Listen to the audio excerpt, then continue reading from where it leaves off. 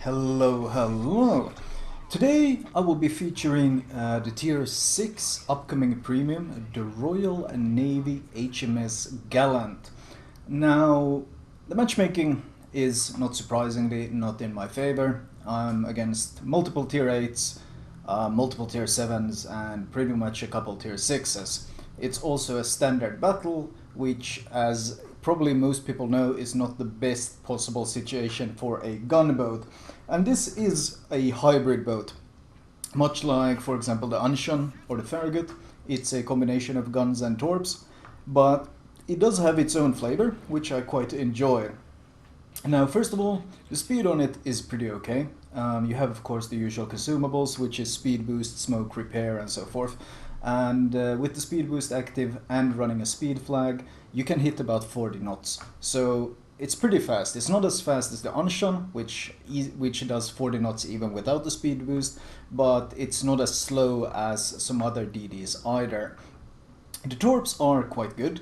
I think they are 61 knots of speed. They are only 8 km range, but well, at tier 6, 8 km is quite nice.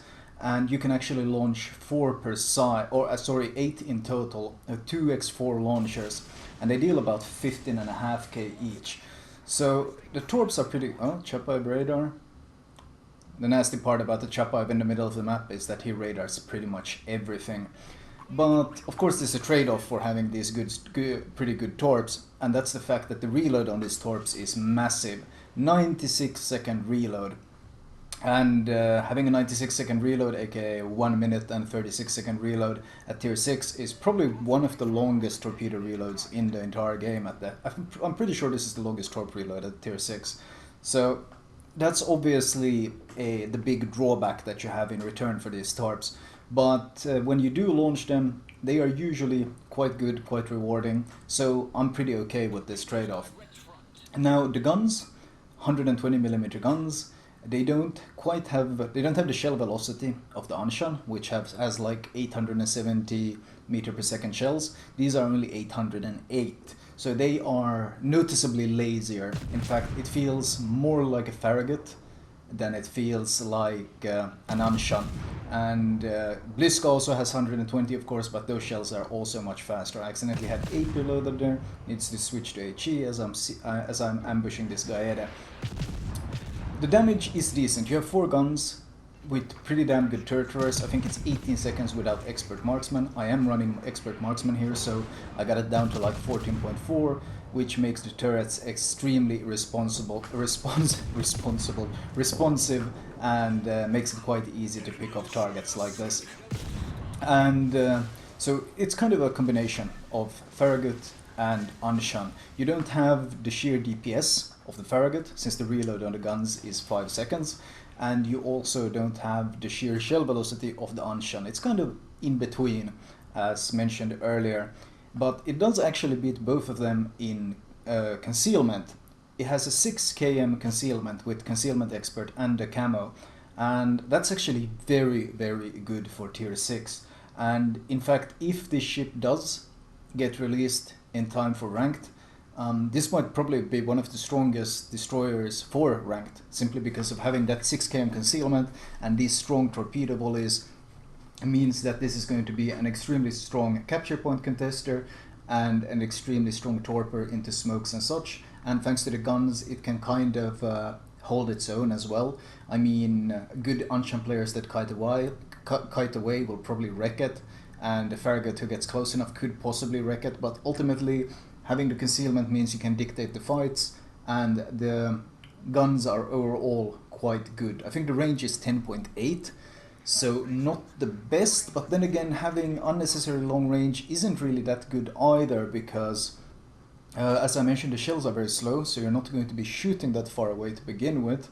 And the upside of having such a short range is that with the stealth fire changes, you won't get spotted from so far away if you do end up shooting. I keep calling target on the Chapaib. I want my team to focus fire him, but my team is kind of all over the place and they're not really focus firing him at all. I switch to North Carolina and drop some preemptive torps on him, and I turn away. Once again, the big torpedo cooldown. I think this ship would benefit quite a lot from having expert, what's it called? Torpedo reload? I can't remember what the 3-point perk is called, but the one that gives you 10% torpedo reload, since that would cut down from 136 seconds, you would cut down 9.6, so you'd end up with about 1 minute 26 instead. It would be a pretty significant change, and especially since the torps are so good. However, he does run double fighter plane spec, and one of his fighter planes flew right over my volley and spotted it, so he turned and dodged it all. And since your torpedo reload is so long, this kind of situation is of course exceptionally punishing for the Gallant, whereas for other DDs have can torp much quicker again.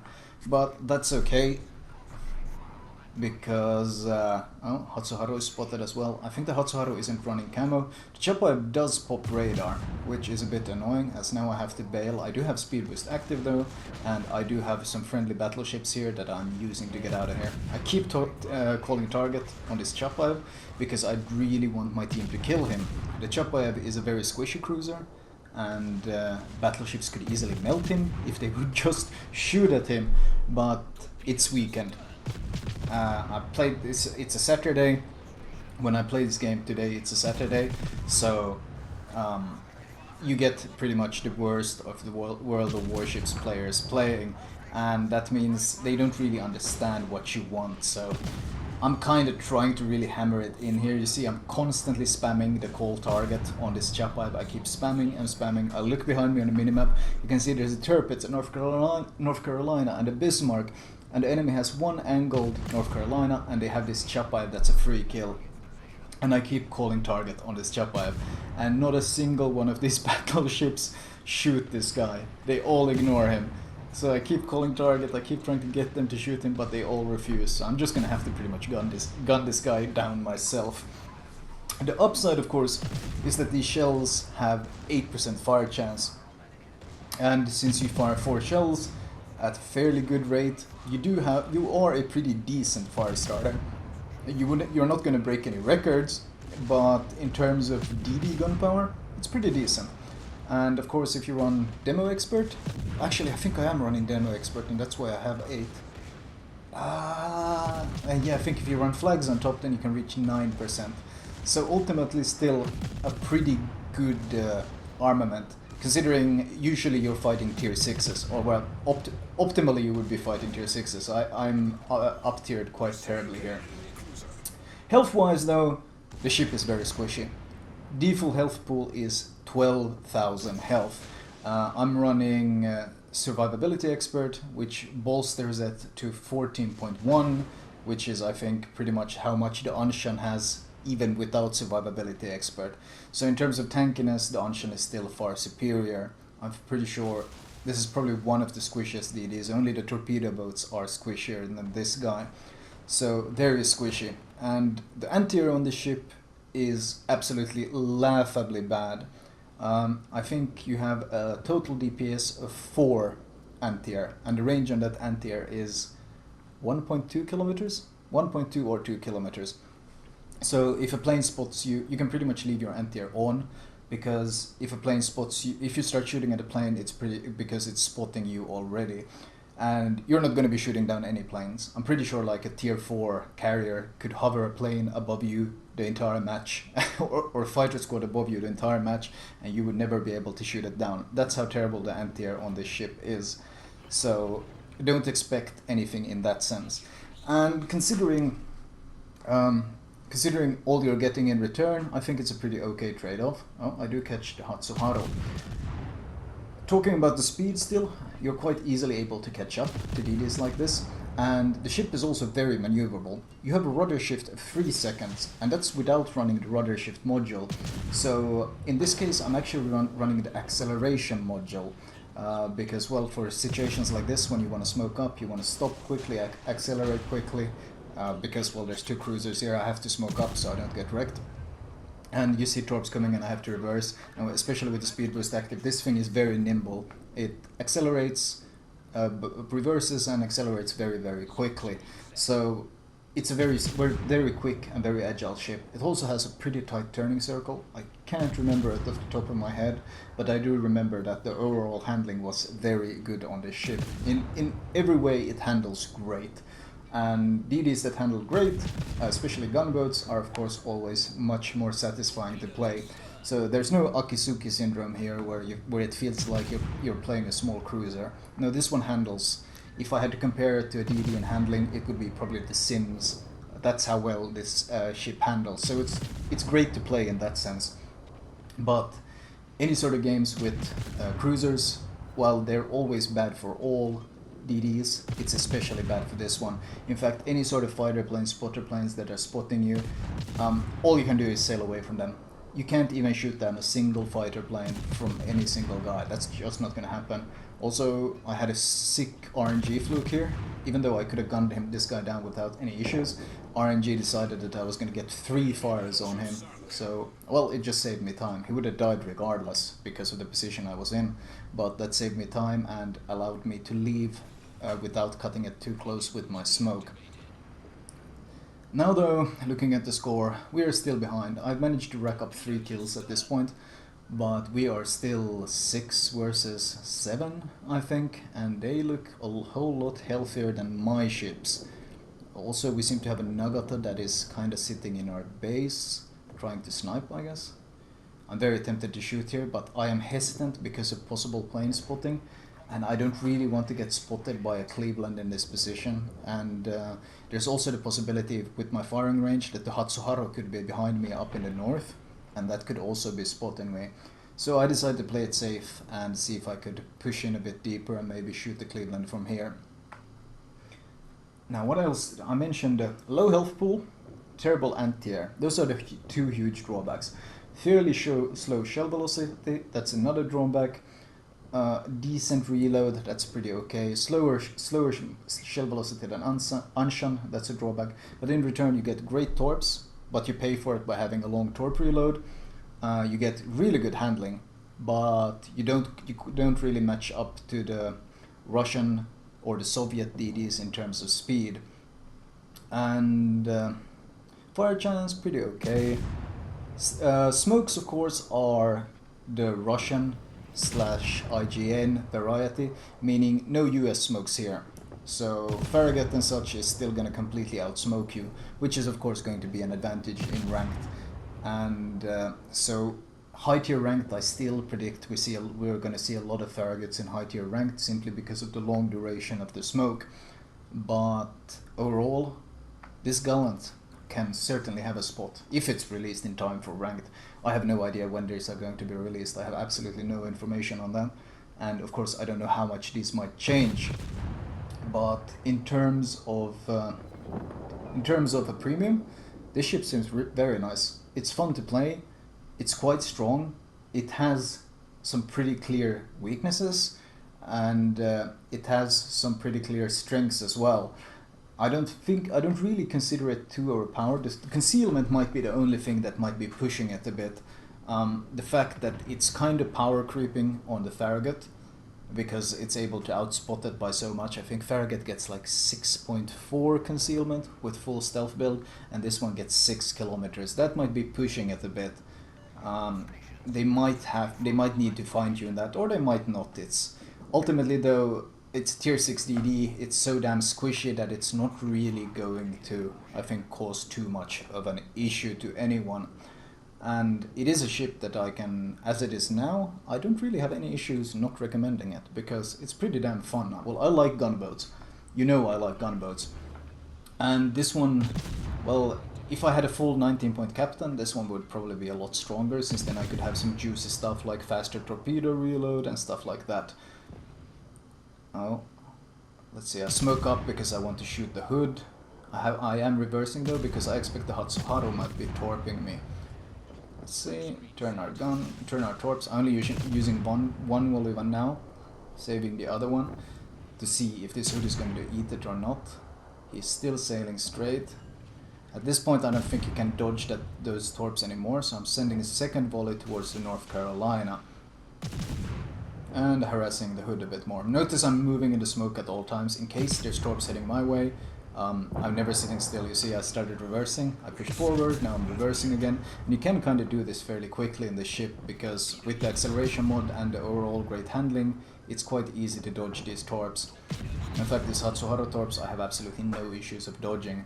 Sadly though, the North Carolina dodges my torps. I do set a fire on him, but he repairs it, so I switch to AP. Just like US AP, if you get broadsides, you can do some pretty okay damage. I mean, you're not going to break any banks with these volleys, but it's better than spamming HE that does almost no damage, because, well, I'm kind of desperate here. Before I killed that hood, I think we were like 2-on-5 or something. Now we're 2-on-4, and I'm really trying desperately to carry this tier 8 team to a victory, but my team isn't really cooperating with me. Now I turn my guns, since as the smoke is fading and Hatsuharu might be sitting here waiting for me, and that's exactly what the Hatsuharu was doing. So I'm fighting him, but I'm keeping the island between me and the North Carolina, so the North Carolina can't really interfere in any way. Launch a few volleys at the Hatsu, scare him away, and turn my torps for the North Carolina. Now it's worth mentioning that you can shoot single torps, since this is a Royal Navy ship. I could have possibly shot single targets torps there, like one at a time, through that small little gap, but ultimately I did not consider it necessary, because I think I only need to land one with flooding or two and the direct damage will kill him. He used repair on my fire earlier, so he's going to flood from that, and he does in fact flood to death. So now I start chasing this Hatsuharu and see if I can finish him off. There's only a minute left though, and I'm really trying to claw back this victory for my team. And well, I don't even know if killing this guy will be enough, but I gotta try everything I can to try to keep my team, or drag my team to a victory. He damages my turret. Usually I wouldn't repair that, but I think I'm fairly safe. But little do I know, I get plane spotted, which is, now not having the repair ready is a huge risk. The Bismarck there is running spotter plane, and as I mentioned earlier about the anti-air, you have no chance of shooting this down. No chance whatsoever. It's never going to die. You've seen my AA isn't even shooting, because it's so short range. I literally have to be at 1.2 kilometers, I think, to be able to even shoot it. So in situations like this, the complete lack of anti-air is quite annoying. I dodge the Hatsuharu torps though, and I use his gunfire to pinpoint where exactly he is, and try to close the distance with him, since I really do want that kill. The Hipper opens up on me as well, but I managed to close the distance and find the Hatsuharu. And with the guns I do in fact finish him off, and I smoke up just as my last volley is flying his way to kill him, so the Hipper is unable to see me as I get undetected. But sadly, at this point the game ends, and we do end up losing. I tried my absolute hardest, but it really was not enough. 540k credits though, tier 6 premium of course, so it's a good moneymaker. There was no Kraken, Confederate or any of the sort, because of course this is a test chip, which means I don't get any heroic achievements, which is a shame, because this was of course a 6-kill game. Looking at the team score, well, it does kind of tell the tale of my tier 8 team. They really did not want to win this game. The Edinburgh, we had an 80 XP Edinburgh. I don't really understand how you can do this, but for me it was a great game. I thought I did quite well, especially considering I was up tiered, but it was still not enough to drag my team to the victory, which is a shame. Looking at detailed report, full 20-minute game. A lot of HE damage, well, a lot of HE spam, not so much damage really. Gunpowder though, 41k, and then some fires on top, and only really landing 5 torps. So once again, very balanced, 50-50 pretty much, gunpowder and torpedo damage. I feel if you get a higher tier captain, or if you go very low early in the game, so that your torp reload gets significantly shorter, then you can have some pretty high damage games because of how strong the torps are. But the average game I think is going to be pretty even in terms of gunpowder and torpedo damage. And finally the credits score, where you can see just how much money you would have earned with this if you were running without premium and so forth.